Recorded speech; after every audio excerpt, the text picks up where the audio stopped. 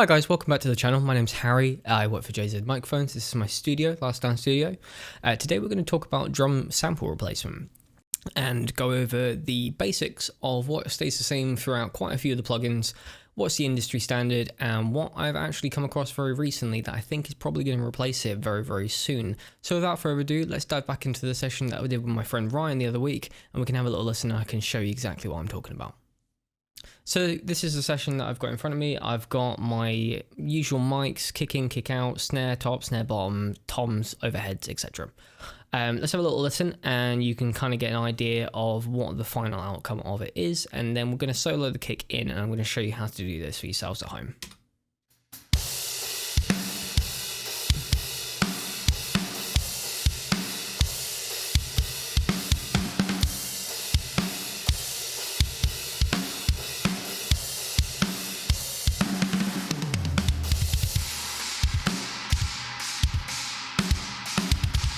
So it's quite a nice sounding drum kit. The cymbals are all Meinl. Absolutely love using Meinl cymbals.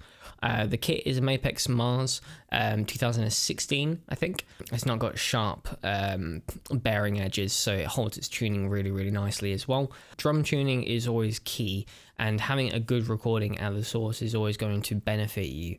You shouldn't be relying upon drum replacement from the get-go and just not focusing on getting a good sound at the source. Always try and do that first. It should be 80% of your overall sound, as we've said before. So the industry standard for drum replacement is actually a plugin called Slate Trigger, which is by a company called Slate Digital. Stephen Slate has been at the forefront of drum replacement and sample replacement technology for well near a decade now, or possibly over. But there is a new kid on the block that I think may be within a chance of maybe clinching the title as the most used one, or maybe the new industry standard, and that is this, which is UVI's Drum Replacer. Drum Replacer is very similar in the same fashion that you have your threshold. So this green line here is where you would set the lowest velocity hit. So let's go through this and we can have a little listen. So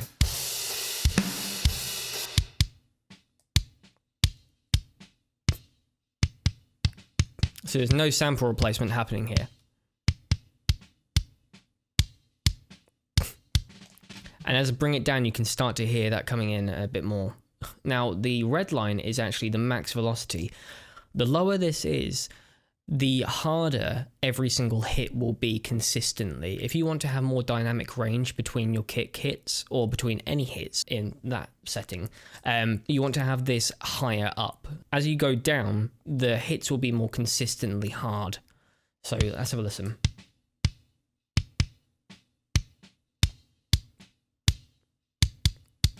You can hear it's really whacking it with the beater the further down I go.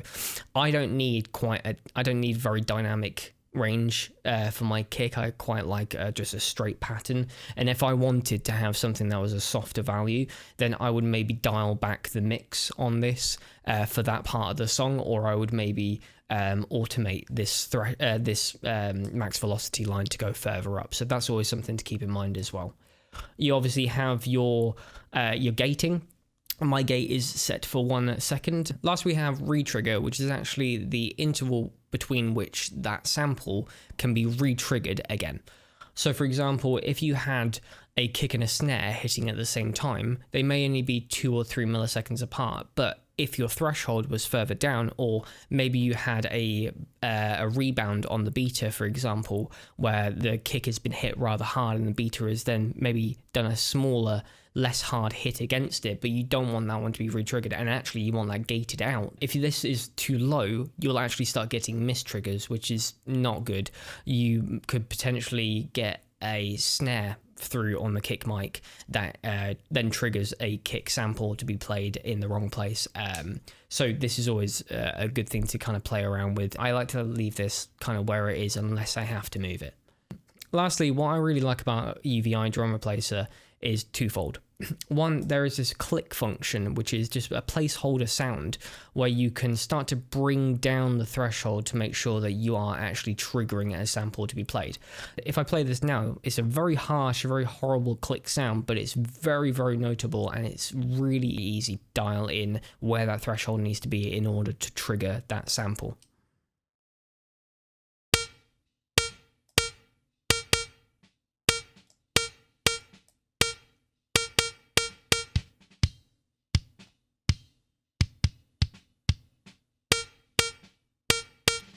As you can hear, as I bring that threshold down, and where the sample can actually be triggered because it's over the threshold, the click is then playing in instead of that. So if I wasn't sure on what I wanted to actually replace the piece of audio that I was trying to replace with, I wasn't sure on the kick or the sample that I wanted or the library that I wanted to use, I could just get my basic settings here and then go from that point onwards should I need to.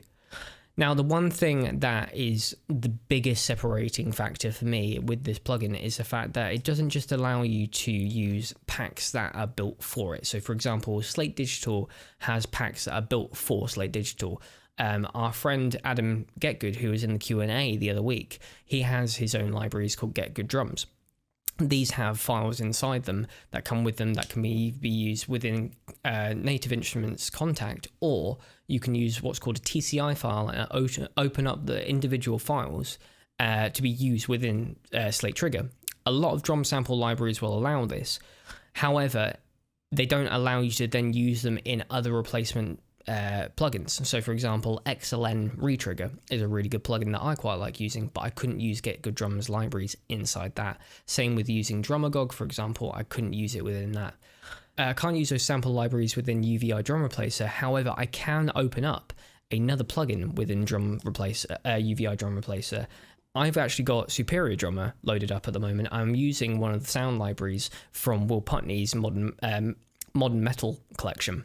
I've replaced it with a Tama Sound Lab 16x22 kick, which is the same size as my Mapex Mars, and I'm able to then blend in what microphones I actually want to use. So I've got my 2 kick-in mics over here soloed. I haven't got any other microphones here. I can unload the other parts of the kit as well, so that I can obviously limit how much CPU I am using on my computer as well. And then from that point onwards, I can then, once I've decided on my sound sample, I can then blend it using these 2 parts over here, these 2 dials with the wet and the dry.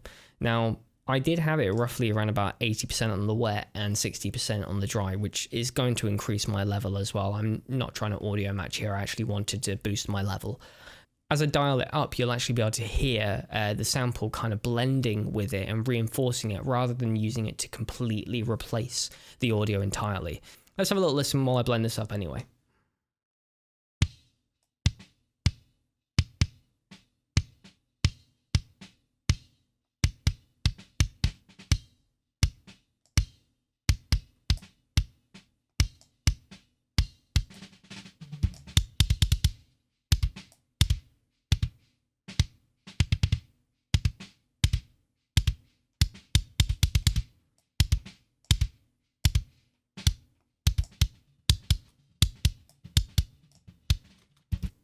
So I'm really happy with how that sounds. Let's have a little listen in the mix again, and you can get reacquainted with that sound.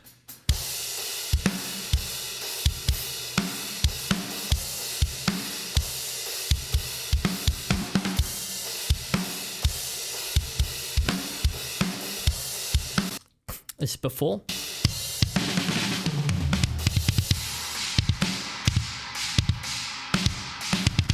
And then with.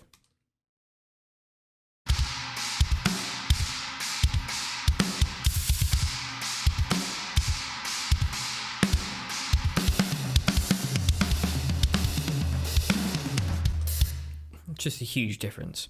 So that does it for this week. Thank you very much for watching. We hope that this has helped you, especially if you've only just started out with drum recording or with drum replacement. Let us know down in the comments what you would like to see from us going forward. And until next time, stay creative.